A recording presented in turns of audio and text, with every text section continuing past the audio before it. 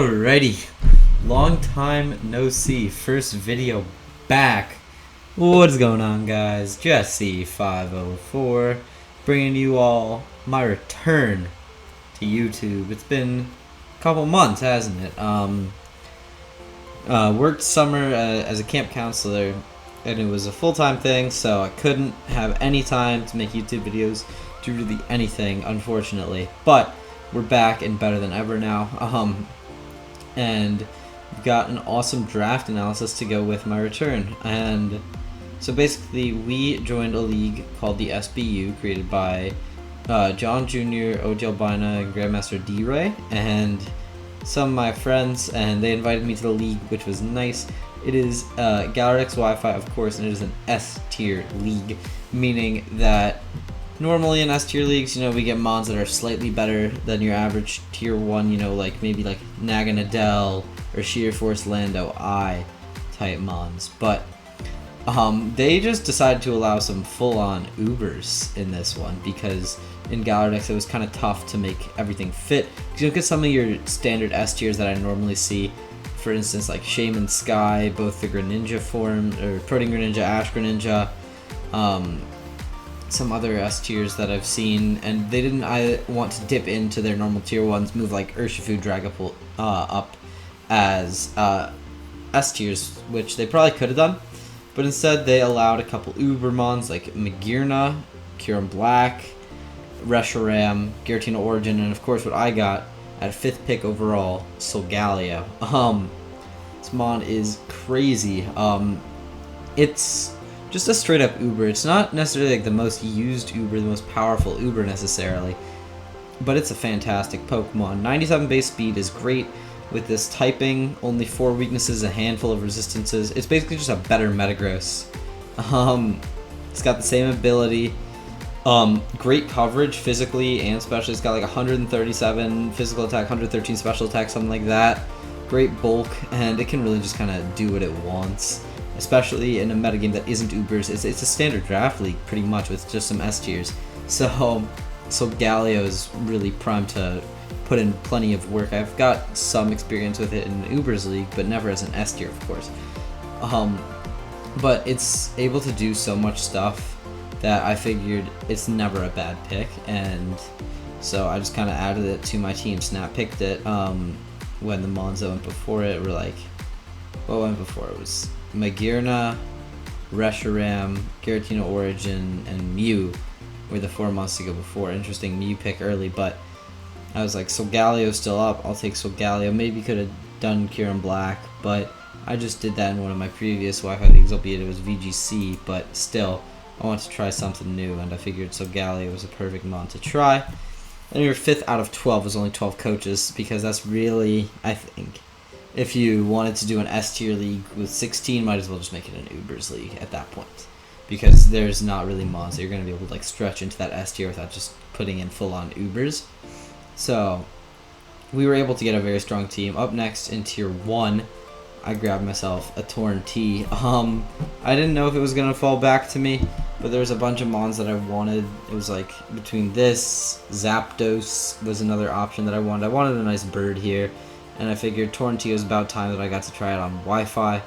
Very fun mon, very consistent with the regen. It can kind of just come in, come out a lot. Good pivot, and basically it helps me bring in great mons and also starts a potential regen core, which is very strong if I choose to go after it.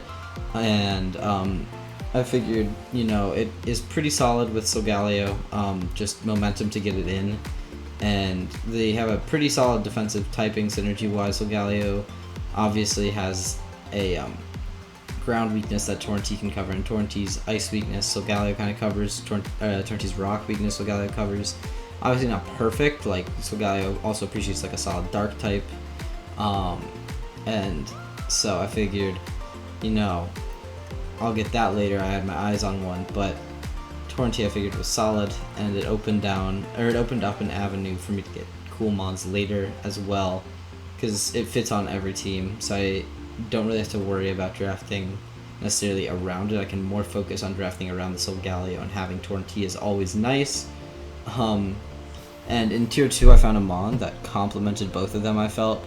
which was the Rotom Heat. It really just, that defensive synergy seems pretty solid with the TORN-T being able to sponge those electric hits, those ice hits for it, for the Solgaleo being able to sponge the ground and fire hits for it, seemed really, really solid. And then obviously this thing's got a water weakness, which we don't have a resist to yet, but you know me, I'll make everything a water resist. And we've got a rock weakness, which Solgaleo can cover. And so I figured, you know, this combination seems like a solid group of mons to get started. Also another solid momentum grabber removal. We got 2 remover mons. And I figured, you know, this thing can do a lot. Its dual stab's pretty solid. It can kind of just come in, pivot, check something. There's like, Rotom Heat's a mon that you can work into many matchups. Same with all these mons. I feel like all these mons can come every week and do something. Especially Solgaleo and TORN-T, and I feel like even Rotom Heat's a mon that you can work in to a matchup. They got an annoying threat. You can build some sort of Rotom Heat that can at least cripple it with status. It's got Toxic, Thunder Wave, and Will-O-Wisp, so it'll be able to do some sort of beneficial status ideally to it. We've got that solid dual stab. Yes, it's weak to water, but waters don't really want to come in on it, so it can kind of just get away with a lot. And so I figured Rotom Heat seems like another solid mon, another solid momentum grabber. And up next, it might be a little bit early for this mon, but I wanted a dark type, I wanted a solid stealth rocker, and I thought this mon was a little bit underpriced. So I grabbed a tier 3 Krookodile. I figured this mon could be tier 2, arguably, and I don't think I would have gotten it back had I not taken it here. So I figured Krook would be a solid mon for me to take right about now. Obviously it's a rocker, it's that dark type that Solgaleo wanted. It's a nice rock resist for TORN-T and Rotom Heat. Intimidate's a solid ability. Just kind of can do enough, got good coverage, and is also a good knocker. Good old thing that I heard was Krook is just a solid mon. It can pretty much scare out anything, especially at lead. Lead Krook, I feel like 9 times out of 10 when you see it, you're like, oh, this thing could have something for me. I have to scout it, and then it just gets free rocks. I feel like is a play pattern that I've seen quite often, and I'm excited to potentially try out and abuse.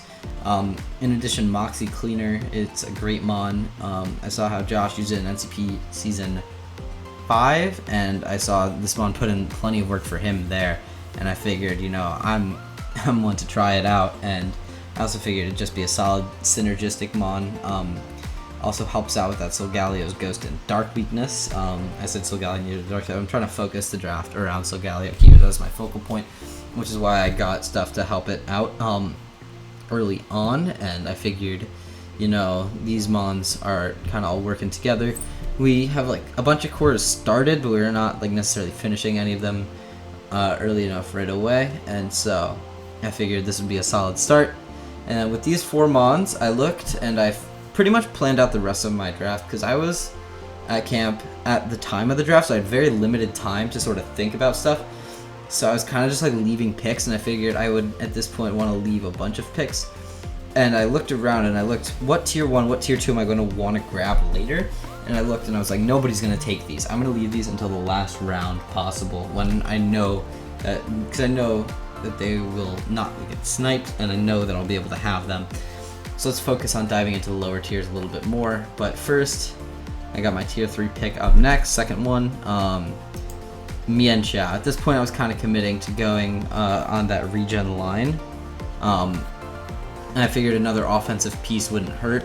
This is just like kind of a pretty solid offense, momentum grabber, does a lot of damage, and helps me if I want to do a regen core. I saw TC, he really likes the TORN-T Mienshao combo, because if you like really dive into your Mienshao, it can like actually switch into a couple hits and just, you know, U-turn out, and eventually it's back at 100% again like magic. And that's kind of just cool with the regen. If you come in and out enough, especially with the U-turner regeners like TORN-T and Mienshao, eventually they'll come in and out enough to the point where they're healed up. They'll be able to put in more work. Kind of tough to chip down this team, even though the only mon with reliable recovery is Solgaleo. But I still feel like it helps out, and it gives a solid physical attacker. Another one. because TORNADUS-T, ROTOM Heat pretty solid on the special side. Crook, Solgaleo on the physical side. Solgaleo can be mixed. And then Mian Xiao is a solid physical attacker as well. But up next, for the next mon, funny story. So I wanted Licky, but of course that went because Owen's in the league. Owen will always take Licky way too early. And so I was like, you know what, I want a Licky. But it went, and so I left backup AUDINO. And I didn't really specify what order I wanted the mons in. I knew had Licky come round 6, I would have taken it. So, I was like, backup AUDINO. And I look at my phone when I get the opportunity, and I see that round 6, I got an AUDINO because I wasn't specific enough. But you know, tier 5 AUDINO isn't that bad, especially with the regen. A solid wish passer, and I figured that was kind of like what I needed most for the ROTOM Heat, for Crook potentially, or for some offensive Solgaleos that don't have room for Morning Sun, or even hell if Morning Sun runs out of PP because it only has 8. And AUDINO also provides solid support with Heal Bell, I believe. It's got that T-Wave support, Toxic, you know, knockoff. It can, you know, help out in a multitude of ways, and has random coverage if you're worried about getting subbed on. Like, let's say a Steel type comes in, you're worried about subbing on you, you bring Flamethrower, and you can break subs with it, which is cool. Makes you not complete and total fodder. And really just a solid regen pivot, in addition to TORNADUS-T and Mian Xiao, and I was like, I'll get some more regen as well. And up next, I just wanted a secondary dragon check in case Solgaleo couldn't quite do it. So, or no, wrong order. That's next. Now I just grabbed a Tangela. Tangela is a solid physical wall regen mon, you know. We keep the regen going, and I figured my next mon wouldn't get taken. I might have done these two out of order, but I don't really care. We got Tangela here, and Tangela is a solid defensive piece. Physical wall frees up other mons to potentially do more special things.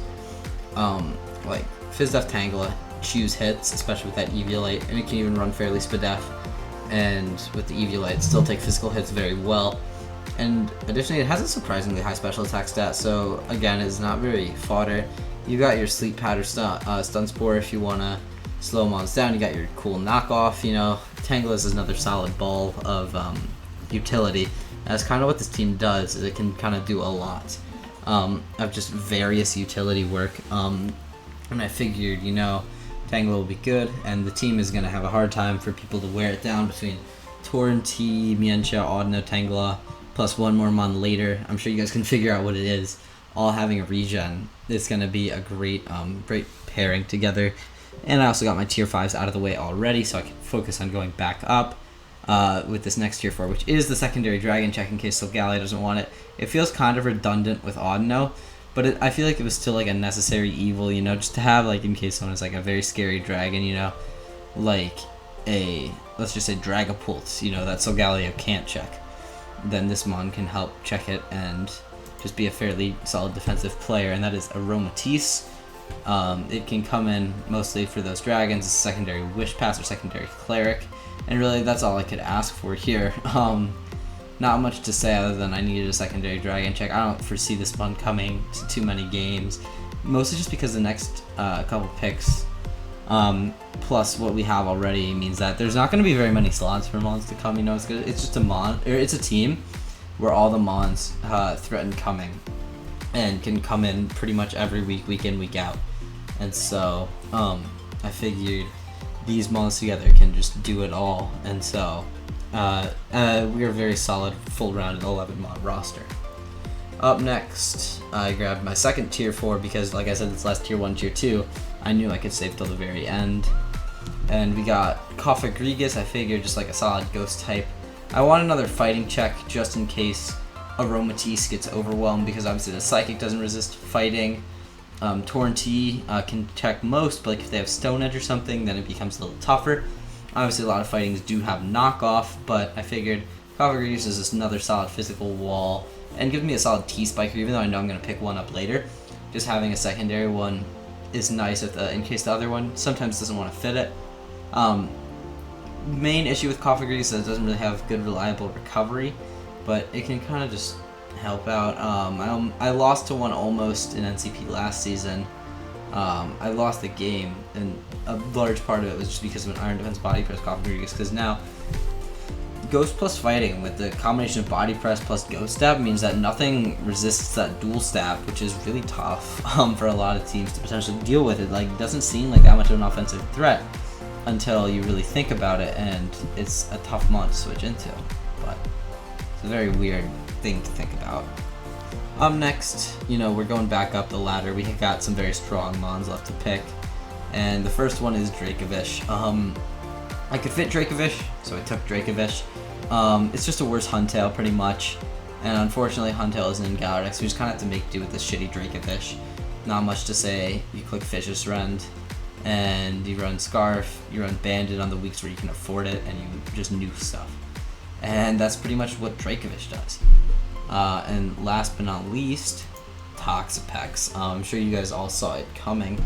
Toxapex is a solid mon, just especially on the regen teams. Giving me a T-Spike Absorber is kind of nice.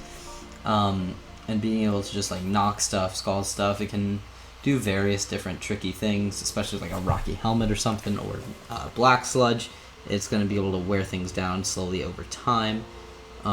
It's got Scald to spread burns, knock off to remove items, reliable recovery, that nice baneful bunker, so it can truly just do it all. And on top of that, if you're ever getting low, can't afford a turn, you just switch out.